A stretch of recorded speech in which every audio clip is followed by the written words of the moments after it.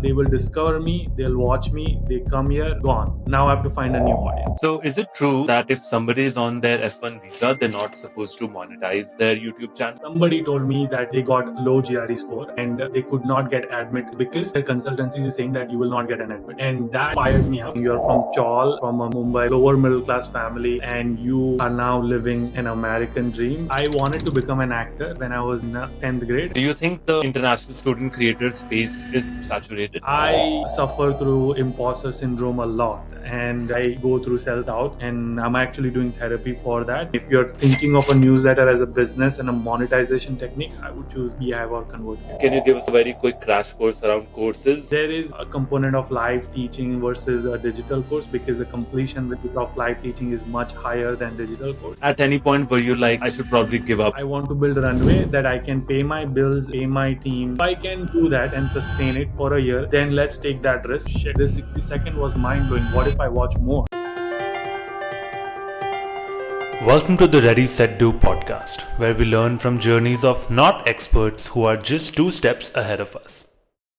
I'm Naman Pandey, and in this episode featured not expert is Pritesh Jagani, known more commonly by his fans as Yudi J online. Pritesh has built and grown his YouTube channel to over 280k subscribers at the time of recording, leveraging his know-how and lived experiences to share amazing insights on how to succeed in the US during and after your master's degree. In our discussion, Yudi J shares the exact blueprint that he followed to amass such a huge following, covering not just the highs but also the lows that, according to me, not nearly enough creators talk about. We go over the importance of being authentic and consistent, some essential steps that creators must take to prevent stagnating and continue to accelerate their growth, and specific tools, methodologies, and game plans to scale one's creator journey to finally achieve financial stability. Indeed, the part where Yudi talks about how much therapy helped him in times his mental health was taking a hit due to content creation is a stark reminder that even the very best need to take important steps to look after themselves. And it is a sign of strength and not weakness to do so and to talk about it so you can educate others. In keeping with our theme of learning from somebody that's just 2 steps ahead of us instead of an expert, my goal is to share with you all the gold mine of insights that Yudi has collected over the years through his creator journey and to really bring out the human behind the creator, even though in this case, they're largely the same things. This is the Ready Set Do podcast, and to support it, please subscribe to the YouTube channel and or leave me up to a 5-star rating on Spotify. And now, without any further ado, my friends, here's Yudi J. Where does Yudi J come from? Because I went to LinkedIn and I was Googling, searching for Yudi J. Naturally, nothing came up. I was like, what is going on? You know? So, what's the Yeah, story behind that? right. So in 8th grade, there was a TV show called Kasauti Zindagi Ke. Oh, yeah, This right, and my mom used to watch this, and I guess it was every household TV people it used to was. study. Uh huh. Yeah, and so there was a character called Prem, and his nickname was Yuri. He used to wear a lot of hoodies, and apparently, I used to wear a lot of hoodies during that time. So it just Interesting. happened to be like my school friends started teasing me. It's like, oh, you look like that Yuri guy in the Kasauti, and so I just like saw it and I was like, oh, I like the name, so I'll just adopt it, I and I see. started calling myself Yuri to everybody, and then so I just named myself. Like I'm very fortunate to that have the ability to name myself. so so this just become a thing, and then I like it, and then I don't know, like I kept it forever. Now my boss knows me from that. Only if I I'm in see. trouble, my HR is going to use Pritesh, otherwise I'm good. Have you ever talked about that? I'm sure you must have, your fans or people in comments on YouTube being like, what's the story behind that? Has that ever happened? Just out of curiosity. Yeah, I mean, I've not like made exclusive video on it. I think Right. in I've talked about it in live streams. I've talked about it, Okay. uh, and when people ask me, I've mentioned it. But like, I don't think everyone knows the like. This is probably the first time they will know. Like, oh, this is the origin of the name Yudi. That's great. Already happy to check that box off. So, Yeah. what made you want to start creating content, Yudi? Hmm. I have a long answer and I have a short answer. Which I one would would? love the long answer. We're all about long answers here. All right. So I wanted to become an actor when I was in 10th 10th grade. But as you know, Indian parents, there's no money. Only Yeah. people who are rich go to get acting and all of that. So I didn't get to pursue that. And then like I chose computer science and did my masters. And when I came here in United States, when I was doing my masters in Hmm. computer science, I had my on-campus job, and it was with student life and leadership. We used to do a lot of events, and my job was tech consulting.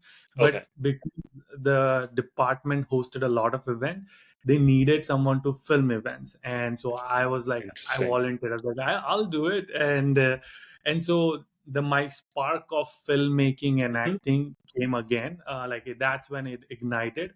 Um, so that's how like it all started. And then so there's part of me always wanted to be a filmmaker or an actor, and in reality I think now retrospectively I think I never wanted to become an actor. It was always about storyteller. I think when Interesting. I was 15 years old, 16 years, I just wanted to become famous because that's what everybody, like in Mumbai, I'm from Mumbai, so everyone wants to become an actor. Yeah. But at that time I wanted to be famous. But now the perspective has changed. It's more about storytelling. I feel like I'm also going to take a course on entertainment journalism. But uh, Really? Hmm. yeah, but like, so that was like whole piece of filmmaking in me. Uh-huh. And then I graduated, I got my full-time job, I paid off my loan, I bought a home, paid off my car loan.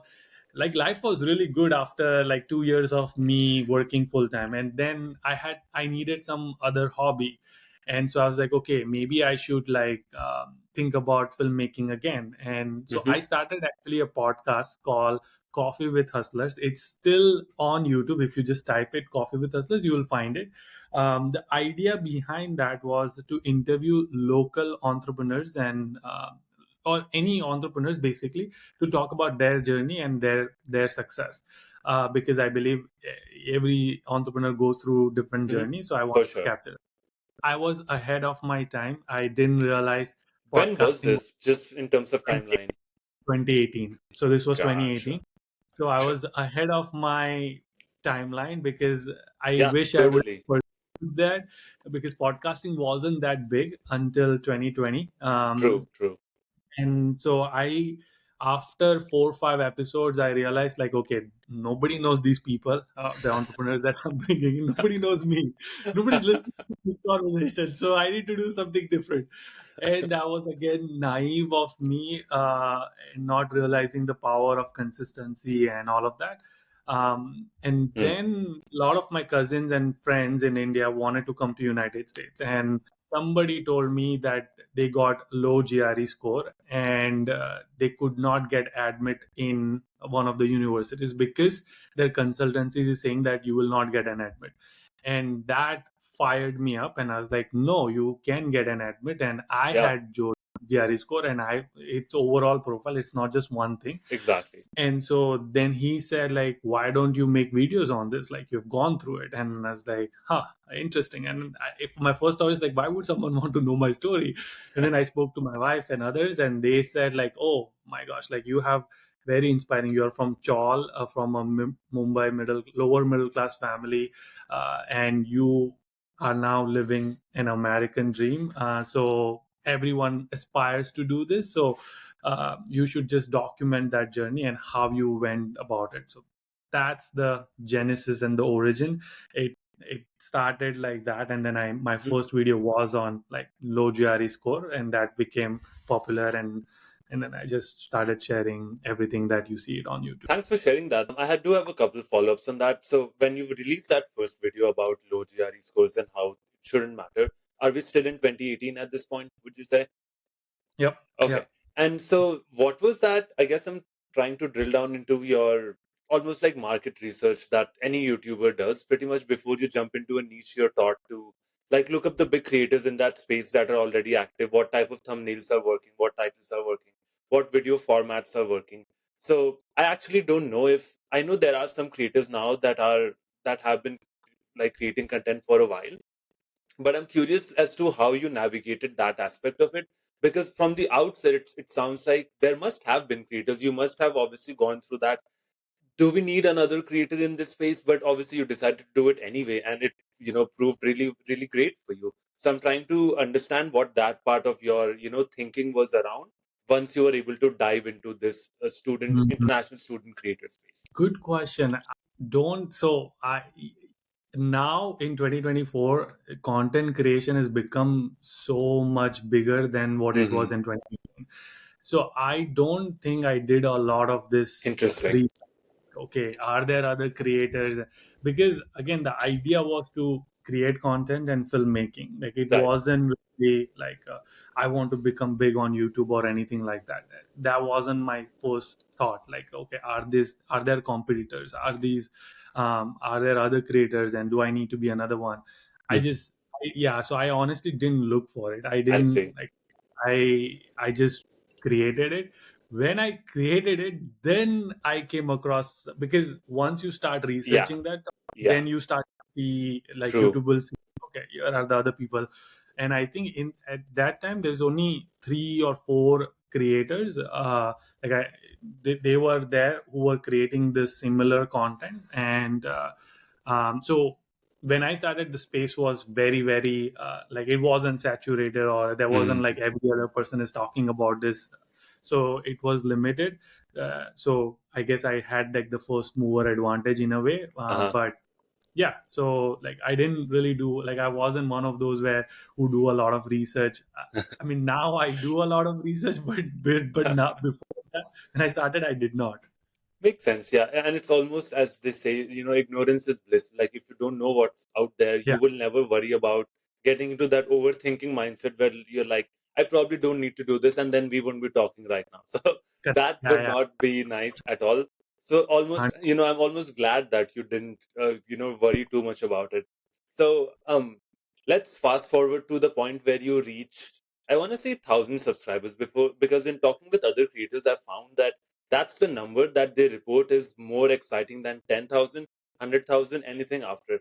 It's the first 1,000 that most creators, really strive for. So, what was Hmm. that journey like, and how long did it take? And at any point, were you like, I should probably give up? Because that is another theme that I've heard recurringly from creators. Yeah, it took me, I don't remember, like 5, 6 months, maybe. Okay, So yeah, that's not not that. bad at all. That's really quick. Because again, like the content was not available. So I Hmm. think it was refreshing for audience to have more creators in this space. So I think True, I true. had a little advantage over there. And so it did not take long to get to 1,000. Um, and and I did not feel like giving up, Uh because huh. there were comments. Like I was just like, after my first video, maybe that got like 1,000 views or something when I made it. Hmm. But in that 1,000 views, there were like 15, 20 comments that, okay, please make video on TOEFL, Really? That's video. awesome. So because again, information wasn't there as much. So Mhm. I was like, oh, I have already 15, 20 ideas, so I need to make at least this many videos. So True. that just happened, and so I was like, okay, there's already need for this, so I kept going. Um, yeah, so it did not feel like giving up, at least in that first 1,000. Mhm. I did feel giving up after like first year or second year and third year and fourth year and every single other years. But last 2 years I haven't felt like giving up. But for the first 4 years I did feel like giving up, because again, this is not something you asked, but my audience, or the people who create content on Study Abroad, it is the age of the audience is very small. Mm. So for example, in your case, you do podcasts, you bring different personality, you bring different topics. So Mhm. they are coming to listen to an intellectual conversation, because no one is going to bring someone interesting, Mhm. and so you have a wide range of audience. In Interesting. my case, it's very, very deep and niche. So once Mm. people come to United States, they get busy, they have their own life, they figure out things on their own, so they're not going to Mhm. watch it anymore. So the cycle of the audience is 6 months to 1 year. They will discover me, they'll watch me, they come here, gone. Now I have to find a new audience. So and that also is a problem with YouTube algorithm, because if you think about it, now I have Mm-hmm. 10,000. Let's assume I have 10,000 people. 5,000 have already come to United States. Mm-hmm. 5,000 is this new audience who discovered me. They subscribe to me. Mm-hmm. But the problem is these 5,000 people are become inactive audience. So Yeah. YouTube is going, Yeah. as soon as I upload, it's going to pick Wow. sample size, That's and crazy, dude. Yeah. yeah, yeah. Wow. So that is when you feel like giving up, because you feel like nothing I do is working. so, but initial days was like, I think there was a lot of adrenaline rush and people wanting to know more from you. So I did not feel like giving up, at least for the first year. That wasn't the thought. That's so interesting what you said about that, cycles almost of subscribers. That's not Yeah, something I'd considered at all. But now that I think about it, it must be true for all the, at least international student creators that probably go through this cycle. So I guess, is the takeaway from that essentially your subscriber count doesn't really matter as much? Is that correct. kind of what you, okay. That is 100% correct. Yeah, it is your views count, because that is your true audience. Mm, And yeah, unless you are providing some more information. But mhm. again, that is a risky part. Like I do now. I talk about how to come to United States, how to get a job in Yep. United States, and immigration. Yep. So it's a three different things, but not all three is going to work, because people Mm. who are, when I talk about immigration, people who are very far from like coming to United States, they're like, this is so far, like I just want to get an admit right now. Yeah, that's so Once. true. Yeah, So like that person does not care about, your STEM OPT. They literally just care about get taking a flight and landing wherever in the US. That's the farthest that they're able to think of.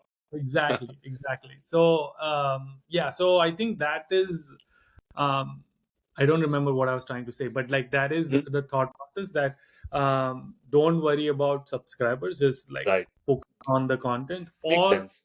like have a be more strategic. Like you can open up and broaden your content piece. Like that is what a lot of international student creators they do. They start Mm. with this topic, they realize it, they quickly realizes within 1 year, 6 months, that okay, uh, views are going to start dipping. In the Uh-huh. first one, it's going to be exciting first year, but then it will start to dip because their audience has Mm. met, and now they have aged out. True. So the quickest pivot is to start doing lifestyle vlogs. And Huh. because now it's about them, and we're less about the Mm. information they're providing. So yeah, so anyway, I mean, again, that's what I've seen. Many people Right. do it. I tried it and I hated it.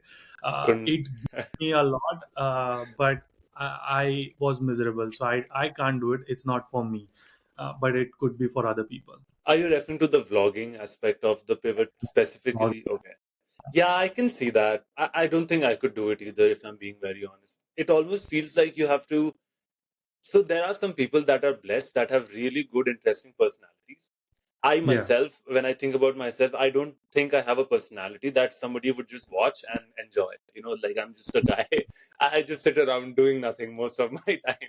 So when I yeah. have to record a vlog and try to be interesting, that's where you stop being original, and the viewers see that. There's no way you can fake that. Like I feel like Mm, I'm a big Casey Neistat fan. The literal mm. reason he's the biggest vlogger in the world is because he isn't acting. That's genuinely who he is. He is like that in real life. No, So no, not like, I think I don't think. I mean, maybe slightly, but I think it's his storytelling through the vlogs. true. Also true, for sure. But I guess I'm trying to say you can give somebody else that same script and their Huh, videos would not do even half as well because they don't bring to the camera correct. what he Yeah, yeah, can bring to the yeah. camera. So I want to talk about you referenced that in the middle you were close to giving up when you realized those cycles exist like that. You said for the Hmm. first 4 years or so you were like, on the fences a little bit. What kept you going during those times? The messages from my subscribers and their parents. So yeah, like I think the Hmm. impact that I've created, I don't get to see it until either I meet them in person, or Uh-huh. they send me like a long message, or sometimes if they really need me and they call me. So that is what keeps me going. That because you keep feeling and you keep doubting that maybe I'm not this. Nobody wants to hear this. Nobody wants to watch me. Yeah, Uh, true, but true. you don't know the impact it is creating other people's life. And I suffer through imposter syndrome a lot, and I go through self doubt, and I'm actually doing therapy for that. Like my therapist will tell you all about it. But Good for uh, you, man. I'm so glad, yeah, that you're taking the steps you need to take to get yeah, I really did not good. therapy until like last year, and then I watched few movies, and a couple of my friends told me it has Yeah. worked for me. I was like, okay, might as well, let's give it a try. And then Hmm. first three session, and I was crying, and I was like, shit, like I'm like, Wow. I'm sorry, I was not sure if I was supposed to swear or not, No, but it's all good. This is not a PG-13 podcast. We can right, swear all we want. Yeah. yeah. But I was like, oh my gosh, how, why did I not do this? And there are so many childhood traumas that is how our brain gets wired, and you don't know that there are so many behaviors in you because that's how your child was trained, and like your inner child was Mhm. trained and when you were a child, and that's how you react, like jealousy and insecurity. All of this is from your childhood. It's not you right now, it's from the childhood. So yeah, so I did not realize all of that, and now through my therapy, like I'm working through it, and I'm so blessed. I feel like everyone should do it. People like looking at me, they think like, why Yudi would need a therapy, but like here, I'm telling you guys, I need a No, therapy. You should do it. it shows a lot of strength from your end to be able to talk about this openly, because I know we now live in America, but I'm sure you'll agree that in a lot of places in the world, especially India, this is still kind of a tender topic. People don't Yeah, usually show too much empathy to people that are, able to confess that. There's all sorts of weird, yeah, yeah, stuff yeah. attached to that. So I really commend you being able to talk about it so freely and openly. Like, that's Yeah, really, I admire that. Arey, bro, my parents will tell me like so we are good to, right? My parents like, "Su khali baat karwa mo paisa." Like you just have to give money for talking. It's like, it's like, and they think that only people who have problems or Hmm. mental issues, they only Exactly. go. So like you don't have that. Like you have successful life, so why are you going? Mhm. And so I'm like, okay, I don't need to argue. It's my money. I'm gonna. So Yeah. Good for you. Good for you, yeah. man. Um, Sorry, what was the question yeah, you we were asked me? talking. Yeah, we were talking about what kept you going during those cycles where it Ah, was proving to be right. pretty tough. Yeah, so it was so 2018 I started my channel. 2019 I did my first meetup in India. Okay. Um, it so I was going to India for my sister's wedding, my Hmm. cousin's wedding, and then during that time I was like, okay, I'm here for 3 weeks, so let's use the time. Let's do meetup. So I did a meetup in Mumbai, Pune, Hyderabad, Bangalore. So like I Wow. said, first 6 months I wasn't like so depressed or nothing. Like I didn't have the thoughts of giving up. Hmm. Next 6 months, the I actually, if you go to my Instagram, there's a like a highlight of a story Yeah. where I used to screenshot all the messages people used to send me, because I would go back and realize that okay, I am creating impact. Then I Mm. had my first meetup in 4 cities, and I met parents. Like I was surprised to see parents coming to those meetups. So when I met parents and the students, and people travel like 400 500 kilometers just to Huh. meet me for 2 hours, and that is when I realized like, okay, I yes, it is only getting 1,000 views, maybe yes, it is only getting 5,000 views, but that 5,000 people are getting impacted on a deeper level, which I don't Hmm. know until I meet them. So I Hmm. think that was the kind of part kept Makes me sense. going. Okay, I like it is impacting people. So that was I think the main thing that kept me going. And so, how did you set these meetups up? Was that just done via your channel itself, or did you have a separate person or organization take care of all Yeah, so so I partnered with someone. that? Okay, They were gotcha. sponsoring that these meetups. They helped me Got with it. the logistics. So I mean, I did not have team until 2020. Okay. Um, but 2019, yeah, it was just me saying like these are the four popular city, Hmm. and they had logistics. The brand that was sponsoring me, they had a logistic team, and they helped me organize it. My job was to bring Makes people in, sense, and of course, because there's only obviously so much you can do, especially when you're not even in India and you have to plan an event that comes out of India. Logistically, it just makes sense to have yeah, people it was a on the floor. free event. The cost was like 15 lakhs rupees or something for that entire four cities. So Oh, I did wow. not have that money, but like the brand obviously had the money. So, but it was Gotcha. free for audience, and my goal was just to meet Hmm. people and provide them Yeah. value and opportunity to kind of get from screen to actually meeting in person. Hopefully, I get to do that with you someday. I come to Chicago very often, so Oh, hopefully, really? Yeah. You have to hit me up next time you're here. Yeah, you have a yeah, friend and here now. my company's headquarter is in Willis Tower. Oh, So cool. yeah, so I'll be visiting. That brings me to kind of the, like next segment here, which is that so all of this is going on. I'm sure you're crushing in terms of numbers. You feel you're making an impact. Not that you feel, but it's validated to you that you're making an impact. It's like everything's going good. I want to clear up some possible myths that I think I may have around this space. So, is it true that if somebody is on their F1 visa, they're not supposed to monetize their YouTube channel, or is that a That is true. okay? It's not.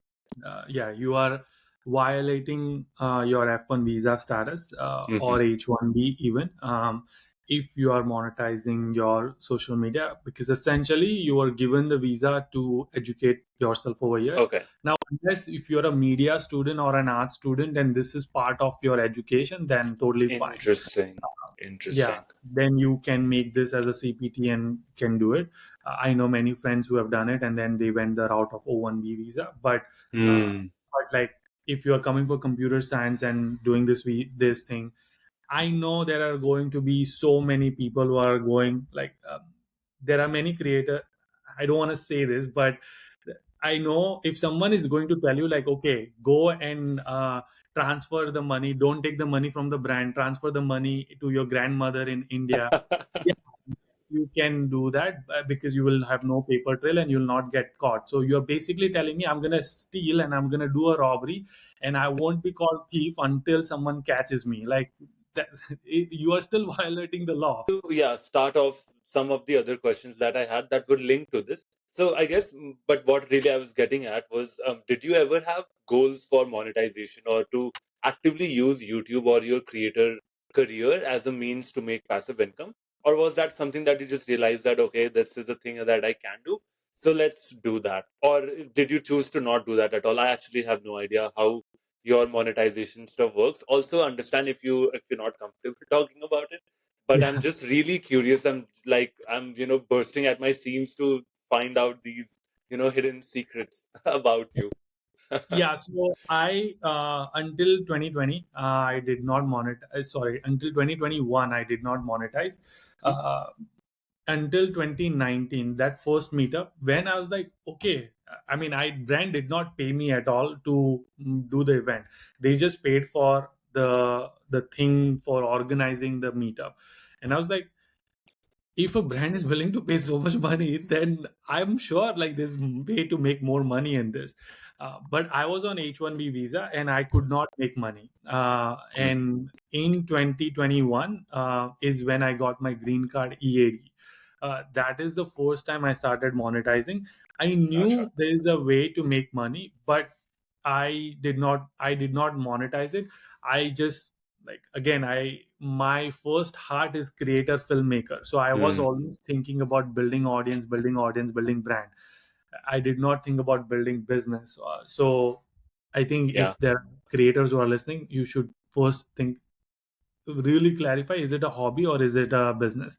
I was in this weird middle phase where I want to do as a hobby, but if it makes money, great. So like you so yeah, so I think have that clarity. I did not, and I made that mistake. So when I think once 2020, a lot of brands started to reach out to me like, hey, can you help us promote our product? And I was like, okay, I Interesting. can't. And that I was just organically, just on your email or wherever. Awesome. Yeah, yeah, just Awesome. email or Instagram. They would reach out to me, and I would just tell them no, I cannot, because I'm not on a visa. brands themselves will tell me like, oh, what if we pay you in India? नहीं करना है मेरे को. Like I don't want to do it. Right. So in 2021, as soon as I got monetized, it was early like February when I got my green card ED, and so then I was like, okay, Hmm. now let's turn on There's ad rev. nothing. Yeah, Let's let's turn go. on everything. So now I can make money. So, but yeah, but it's also still not like all about money. Like it's Of course. Of course. like, yeah, I'm still have my full-time job and I'm still doing this. So Hmm. but the goal is someday to quit my full-time job and do this. If again, I'm in a tech world and I'm a senior product manager, so Hmm. salary, like, it's gonna be hard to make that much For money. sure. uh, For sure. but that is the goal. Yeah. Do you have a timeline in mind for that? If it were an ideal world, if you could, flick a switch and get to a certain year End at of which you're done? Yeah, end of this year. So next year we hope to plan for a like kid, Hmm? and Awesome. Congrats, man. thank you. I mean, we are not pregnant. So No, no, people, but still, yeah, that decision is a big decision. I know that because, some other friends that I had, but I know the weight of that. yeah, When and you decide, yeah. yeah, I mean, I did not decide, but I Oh, think okay. I asked few other parents who are father, and I was like, "What makes you feel like you want to be a dad?" And they're like, "Nobody felt that way. Nobody. They just knew that they want to have a family. Hmm. Nobody felt like they are ready, and I also still don't feel like I'm ready. But everyone just told me you just have to put a date and just go." And I was like, "Okay, this seems like very counterproductive for a program manager, product manager, because I like things." So, but That's so I true. think sometime end of next year is when we would like to have a kid. So after having a kid, it's going to be extremely hard to take risk. And Mhm. so my goal is to build enough runway that if I make $0 from my social media, I will be okay until end of next year. So Yep. starting here till end of next year. So 12 month, I want to build a runway that I can pay my bills, pay my team, and all of that. If Mhm. I can do that and sustain it for a year, even without making any savings, investments, 401k, nothing, um, then let's take that risk. Let's double down on it and see where it goes. If it doesn't go anywhere, then I can go back to getting. I mean, I teach people how to get a job, so I should be Mhm. able to get a job.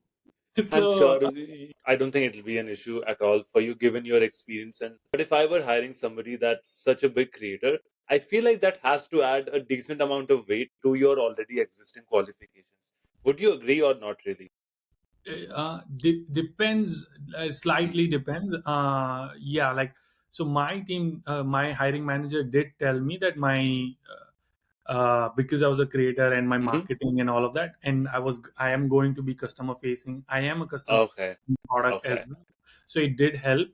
But I don't think if I was in the Deloitte, Ernst and Young, they would care. Hmm. I have Fair that. enough. Yeah, that makes sense.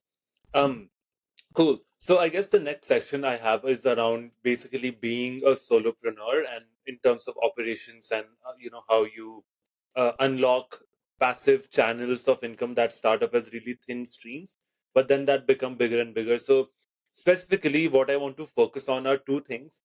First being courses, and the second being newsletters. So from my very limited understanding, courses aspect is actually fairly straightforward. I feel like I'm just trying to learn what's your go-to method for designing a course and like how do you operationalize that and all that, because just for some context, I'm trying to make a course for starting a podcast channel. So it's something I've done. I've learned a lot of things during the process. So it'll cover literally from the day you decide that you want a podcast. You don't know what you want to talk about, you know nothing about it, until the day that you hit publish for the first time on YouTube and every other site. What would it take me? How would you recommend I go about that? Can you give us like a very quick crash course around courses 101? Yeah, 100%. So first, I will tell you what I did, and Hmm? I can tell you what you should do as well. I did multiple live courses. So Interesting. I started as a webinar. That okay, this is a 1 hour webinar. Then I went from 1 hour webinar Huh. to 3 hour webinar. Then from 3 hour webinar, I started doing like 2 weeks cohort, 4 week cohort. So I did that for 2 years, and just to understand what do people really want, and am I Hmm. able to provide the value.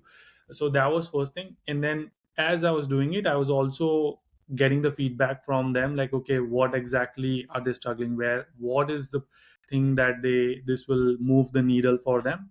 So a lot of like user research feedback, and then the beta testing of that. And then I Hmm. was like, okay, instead of me just doing this again and again, again, there is a component of live teaching versus a digital course, because the Yeah. completion rate of live teaching is much higher than digital course. True. But I have heard that. Yeah. yeah, but I was like, I just like, instead of doing this, I can just make a low ticket course. Hmm. So my course is $25 or so for how to get a job in United States. And yeah, so then I just put together all of the pieces that I've learned for like last 2 years of doing this. I Hmm. went to several guest speaking sessions, and I did my own paid webinar, free webinar, and all of that, and started creating a syllabus first, that okay, here Okay. are the 7 modules. In each module I'm going to talk about this. So it's literally writing a YouTube video script, but like it's a Hmm. 5 8 hour script. Got it. Yeah. And then also, like, I was putting myself on the shoes, and then I did a lot of like first 10 users, I just gave it to them for free. It's like, okay, For use free. it, tell me what do you think. And then they told me, and then I improved a little bit, and then I launched it. So that's a very quick crash That's course. perfect. No, that's yeah, that makes a lot of sense. And do you have any tools or websites that you recommend for doing this, or was all of this custom done, just locally hosted website? You did everything by yourself. So I did so many trials, starting with. So I initially, when I started it, it was all different tools, and now it's all Kajabi. Like, I use Kajabi Kajabi. Okay, for every single thing. And yeah, I think I got love it. them. And it's good because it's all in one spot, but it's very expensive. So Hmm. if you don't want expensive, then you can go the route of Circle or Mighty Networks, which comes with the courses and the community. Or if you want to go even a layer deeper, then you can Hmm. go Teachable, or like, all of those. There are ad hoc courses provider where you can just host the course over there. And I've then also heard of Gumroad. Is Gumroad a thing at all that you've seen or used? that's for digital products, not necessarily courses, because Oh, okay, uh, I see. I see. I see. file, like if you have a ebook or something. But if you have a Hmm. course, then you'll have to give the drive link, and then True. it's True. become really insecure. Like, you can just like I see. someone can just take a drive link and share it with anybody. Yeah, people Yeah. will do it regardless, but I feel like, yeah, having a platform and giving the experience of like Absolutely. completing one course, etc., the progress bar and all of that. Amazing. I will link all of those sites that you mentioned in the show notes, so all of our listeners can check those out if they're interested. And so that brings us to newsletters. So this is another one big black box for me as a creator as of 3 months ago. So very young, still trying to figure out navigate this world. I've seen every single person ever have a newsletter. My two questions to you are: A, what does it accomplish? And B, why should somebody should is it worth my while to start doing that? It depends on the clarity that you have. Okay, fair enough. Let's take a step back. What are newsletters used for? Like, why do Yeah. people have So, newsletters? okay. So think about relationship with the audience, right? So if you are doing a short form content, and then long form content, and then newsletter. So short form is discoverable. Like, they see your short, somehow something popped, and they're like, oh, okay, interesting. They might want to subscribe to your channel and now watch a long form video. Another layer of a deeper level there, where they are like, okay, now they're watching you for a longer time. So from 60 seconds, they went from 60 seconds to 4 minutes to 5 minutes, because that's average view time. Yeah. Some people will watch like full podcast. Now if they want to build like every weekly basis, like, this is where the next level of connection happens, is newsletter. Because Hmm. YouTube, even though you have 1,000 subscribers, does not mean every single video is going to get 1,000 views, because Yeah. YouTube is going to show every single video to every single subscriber of yours. Yeah. So it only cares about their platform. It only cares what my viewers want, and I'll just going to send this. Yeah. So newsletter is opposite. Every single person will get an Awesome. email, and it's like email platform does not decide whether I should send this email to this person or not. You It have sends 10 it. people, all 10 people will get it. Yes, open rate is a something that will matter, but at least you know that 10 people will have an email in their email box every week, and yeah, they can open it, and so now every single week they are reading from you. So that is the bigger purpose, to build a deeper relationship. Now there are paid newsletter, there are free newsletter, and there's also like just marketing newsletter. I Right. almost didn't want to do marketing newsletter because that just becomes spam. You will go into promotion folder, nobody will ever open an email. Mhm. So you always want to provide a value. So either you do purely strategic, like, okay, I'm launching a course, here's a wait list. That wait list you are building for that Mm. course, and then there's a 10 email sequence that people are sending it, for Yeah. buying the course. Or there's a regular weekly cadence of newsletter you're building. This is another platform where you're just building an audience other than your YouTube or Instagram. Awesome. Appreciate that deep dive. Yeah. So Beehive and ConvertKit are the two top, and Mailchimp. Mailchimp, I wouldn't. I mean, it's okay. Like, I think the uh, deliverable rates are lower than ConvertKit and Beehive. Interesting. Beehive Interesting. has way more monetization techniques than ConvertKit. So like Beehive is like, if you have your newsletter, and Hmm. in your newsletter when somebody subscribes, you can participate in promoting other people. So like someone subscribes, you get Oh, like cool. five other newsletters, and they Nice. subscribe, then Nice. you get paid as well for that. Appreciate that.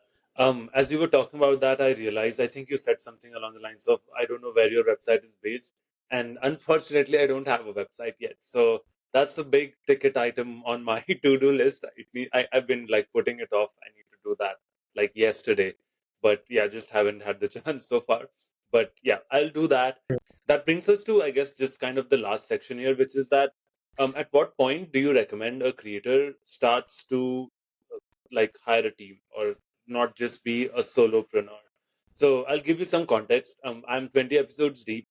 Around episode 15, I realized if I were to consistently pump out one episode per week, which was the only goal I set out with, I didn't have a subscriber like count, whatever. All I cared for was I'm going to publish once every Wednesday. That's it. That's success for me. But I realized that was up in jeopardy, and if I didn't have a video editor, I would not have like made that. So I've hired a video editor now that I work with. I am now a two-person team. First of all, according to you, is that normal, suboptimal, optimal, and generally what's the like growth that looks like? Because sounds like you have a big team now. So any tidbits that you can share around team building or delegating work would be super helpful. Yeah, the first hire, always make a video editor if you're a content creator. Let's Uh, go.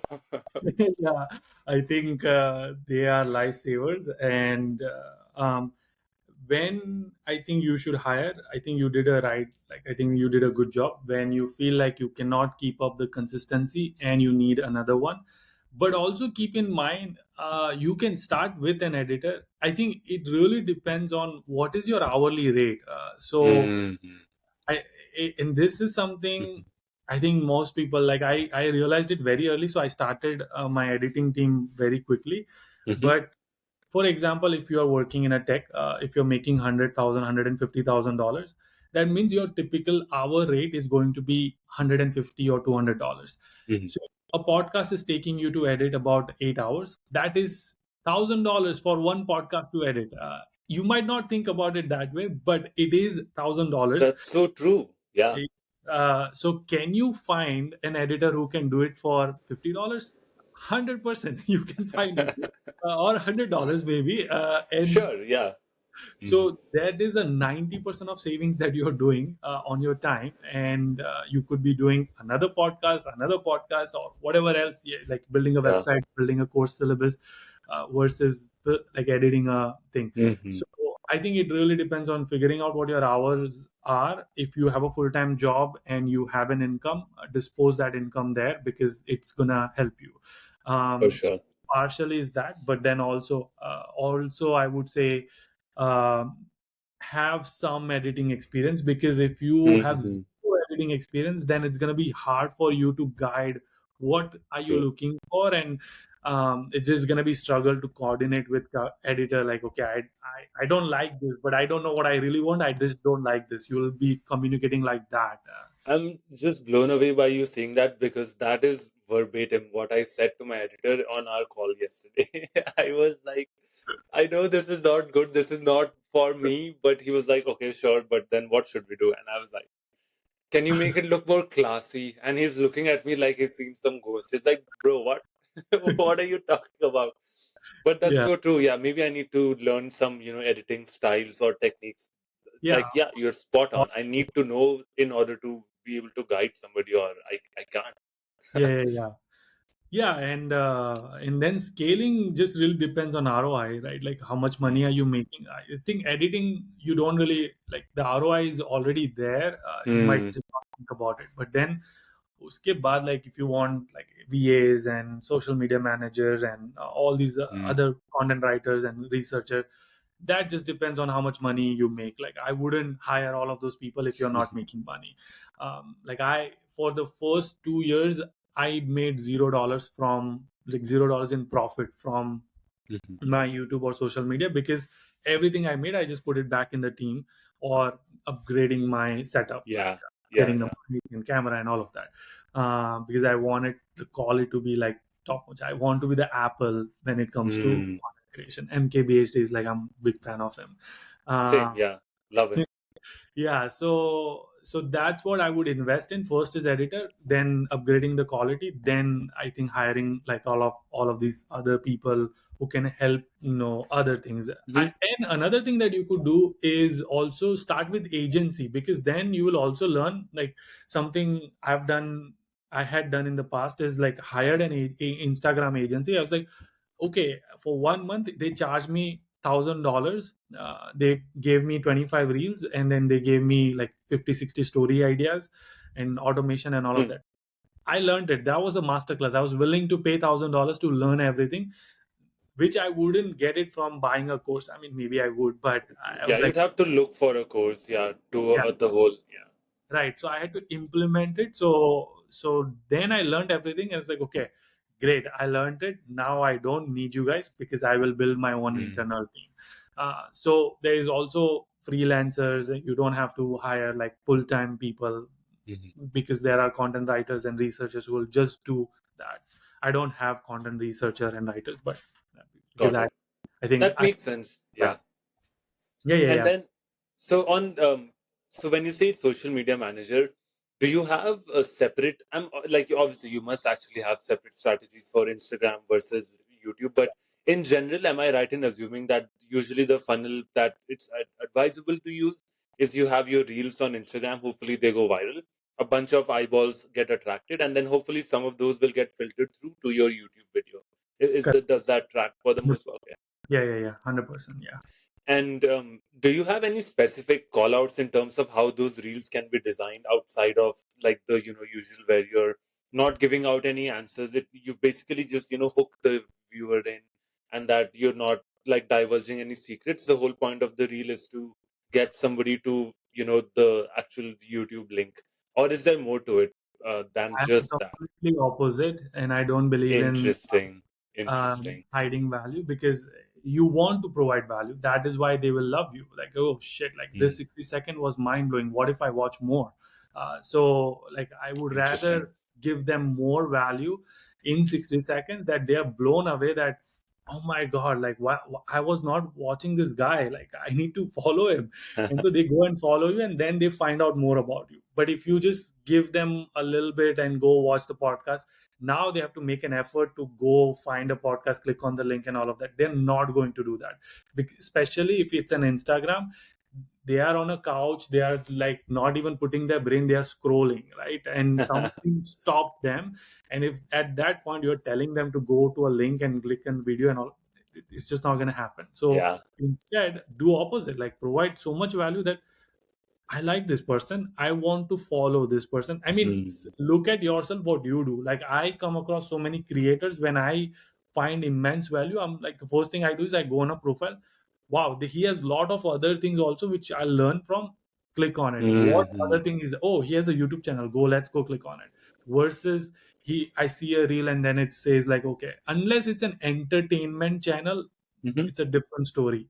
For sure. You For took sure. them to go to the long form, but if it's not, if an education, provide value. Yeah. Turns out I was thinking about this ulta this whole time. So Yeah, might no, have to. education channel, right? So yeah, 100% No, provide. yeah, like what you're saying makes 100% sense. Actually, it's a two-pronged question, so I'll not get ahead of myself. First is, do you think the international student creator space is saturated? And second is, if somebody were to still want to enter that, niche, what is your advice to them? Hmm. Um, In 2024 June, August, as of the time of recording. yeah, a student, international student space. I don't think it's saturated. I see a lot of creators in there. I think the problem is there's the first 50 videos, everyone has made that. That's why everyone feels it's saturated. Like, how to come? Here's my Hmm. journey from Mumbai to USA, my journey from Hyderabad to USA. Everyone makes that. My F1 visa, my rejection story, my immigration story. Everyone makes that. That's why it feels saturated. I think what will be interesting is what sets them apart is like, now after those first 25 videos, what are they going to do?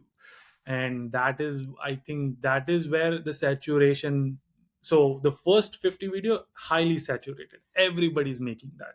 After the 50 video, it is less saturated because nobody knows what to make, I think. I mean, there are people who are making it, but I think they are like figuring out right now. And this is where the advice piece comes in. Go with a clear mindset that, do you want to be a lifestyle channel or do you want to be an education channel? If you want to be an education channel, is the goal to make money? If it is the make money, then figure out a strategy before even you enter. If it is a lifestyle channel, then it is you who's the brand, it is not the Hmm. content you provide. So it doesn't matter. Interesting. Yeah, so I Interesting. think, like, again, I am education, so people don't follow me for who I am. I mean, maybe there are some To who do. some extent, yeah. No, Yeah, you definitely bring your personality, but I get what you're saying. It's yeah, about yeah. the There's niche the that you're in. content, Yeah. like how to get a job, how, like, Hmm. which university to select, immigration. They follow me for that. They don't follow me for, like, I want to see what Yudi ate today. Like, that doesn't happen, right? But Uh-huh. lifestyle people, like, they follow because they are interested in their lifestyle and they're interested in their life. So Hmm. if you make yourself a brand, then you are the niche. The niche separates you from that, True, and true. whatever you talk, people will be interested in it. And so I think just pick what you like, go with a very clear mind. I think everyone starts with a study abroad, but they don't stick because, again, like, I think the problem I talked about in the earlier part. Yeah, makes sense. While you were coming up, were there any creatives that you really looked up to, that you really liked, that maybe motivated you to some extent? That that we kind of, as you said, MQBHD, we're both fans. Were there any creators that come to mind that were crucial in your journey? Yeah, yeah, 100%. Casey Neistat, obviously. I did a lot of vlogging, so you will see a lot of Casey in my, when I used to vlog. I stopped vlogging. There's an interesting story why I stopped vlogging, but maybe we'll do a separate video on that. But uh, And in terms of like student creator channels at all, were there any? no, because they, like, we were only four of us, so it was just four of us watching all of our content. So Who for? Who were the four people? me, it was Harnoor Singh in USA. It was Hmm. Parth. So and then I think Rob was like coming up. He's a Chayan coaching guy. So Oh, right, right, right. yeah, yeah, yeah. So it was just four of us.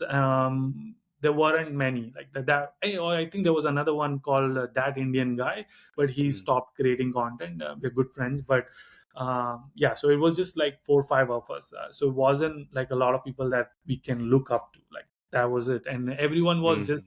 I think Parth was like the most. He started 1 year ahead of us. Me, Harnoor were like peers almost, um, and yeah, so and Harnoor now is to by celebrity, like by 5 channels and kya karta hai wo. I have no idea how he manages all of that, but Yeah. he's amazing, and yeah, and then Rob and I, like, yeah, all of us started together, so it wasn't, there was not a lot of creators we can look up to, so Right. I, But you all kind of developed together and grew up together almost, sounds yeah, like. like we just took inspiration of similar educational Yeah. channel what they're doing, and then let's just Mhm. take that. What do you think is that set Harnoor Singh, apart from all of the competition? According to you, what's the magic sauce there? There's many. There's not like one. So Harnoor and I, we were, so he was at 15,000, I was at 13,000 subscriber. We were very close. We used to talk, and Harnoor told me that I'm going to start blogging, which is lifestyle blogging. Yeah. And in his term, like he went to like a lot of university tours, like Harvard, MIT. Like he just traveled a lot. So I think the hard work is Awesome. really shows, at least for me, consistency, hard work, and I think he's very well aware of what audience wants. From Yeah. also the strategic move of moving from English to Hindi. So that was another thing. He knew that he wants to target a specific audience, and it was English. And I think I remember having this conversation with him. Every single comment is from India, and or from Indians or from people who speak Hindi. So Might as well, yeah. Are you in touch now? Are you still friends? yeah. Still friends with Harno. Like we talk often. Yeah, yeah. Well, Yudi, it's been such an absolute delight to learn from your vast, vast knowledge around this entire sphere and how you've been navigating this, almost such an uncertain territory for so many years now. Like, truly, it's become.